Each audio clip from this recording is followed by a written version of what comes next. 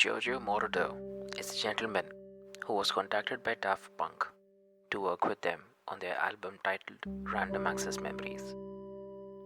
While that isn't the topic I intend to speak about, it is a great album that should be heard out at least once, even if you aren't a fan of these individuals or their brand of music.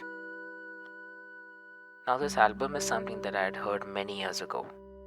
It was a companion to me on my long local train and bus trips on my way back to home from work each night. Daft Punk, along with a few others, were regulars on my phone's playlist. Now, every now and then, I like to read more about the things that I liked in the past. That's what led me to Giorgio Moroder's interview on YouTube, which I checked earlier today. In his interview, he described how Daft Punk just asked him to sit and talk about himself while recording him on 3 separate mics. His words were then beautifully embedded within Random Access Memory songs in a style that wasn't even disclosed to Giorgio by the audio engineer up until the time the album was released, as I'm led to believe as of now. Now, if you'd hear the song Giorgio by Moroder on Random Access Memory album, there is one specific line that caught my interest, to say the least. The line goes something like this: once you free your mind about the concept of harmony and of music being correct, you can do whatever you want. So, nobody told me what to do, and there was no preconception of what to do. This is something said by Giorgio in the song, which you can also hear. And this line hit me. It's one of those things that puts you in a zone that just can't be described with the phrase "it made me think." It hit me not only because it was simple, powerful, but also deep. If you think about this line that I just shared, beyond praising it and appreciating it for what it's worth, think about it. Our families, friends, media, colleagues, society, customs, traditions, literature, all of them, in one way or another, tell us who we are. If not directly, the messaging is subtle. Some even call it the mousetrap. But this isn't an existential argument or discourse that I'd like to indulge right now. It's more than that. Simply put, it's your limit. Your upper limit, ceiling, your maximum level, whatever you'd like to call it.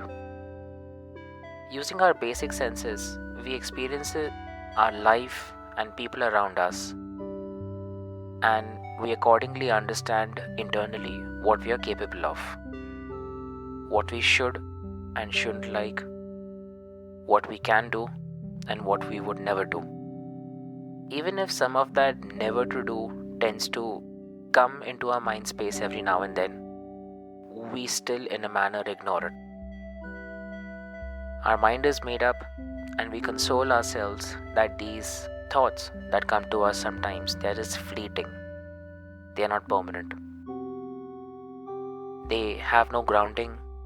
They aren't rooted in reality.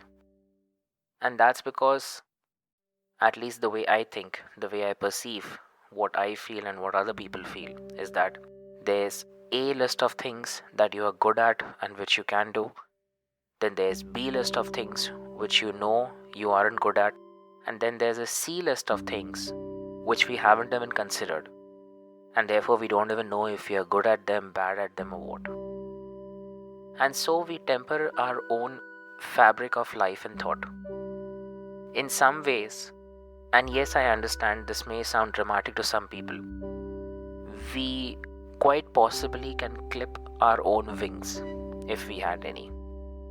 All because we were led to, and then chose to, in that order, I think, follow a preconceived notion of who we are. And this notion is somewhere communicated to us by others who aren't even us, who don't even know us as good as we know ourselves. And that's what I find funny. Is life binary or not? in terms of us following one passion while sacrificing everything else. I believe there are examples of this, as well as others who didn't exclusively dedicate themselves to a single path of life. We have plenty of individuals who are entrepreneurs by day and writers by night.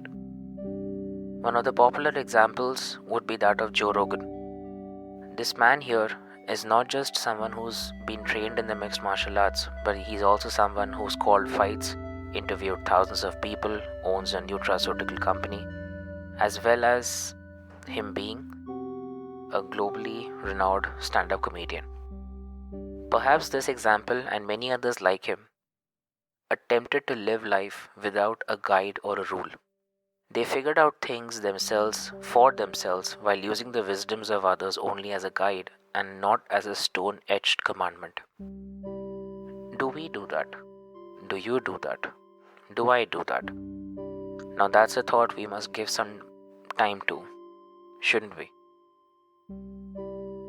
Let's just think about that. That's a good question. That's it for now, gents and ladies. This is Dude Wavelength signing off for now. Good night, and as always, have a peaceful time ahead.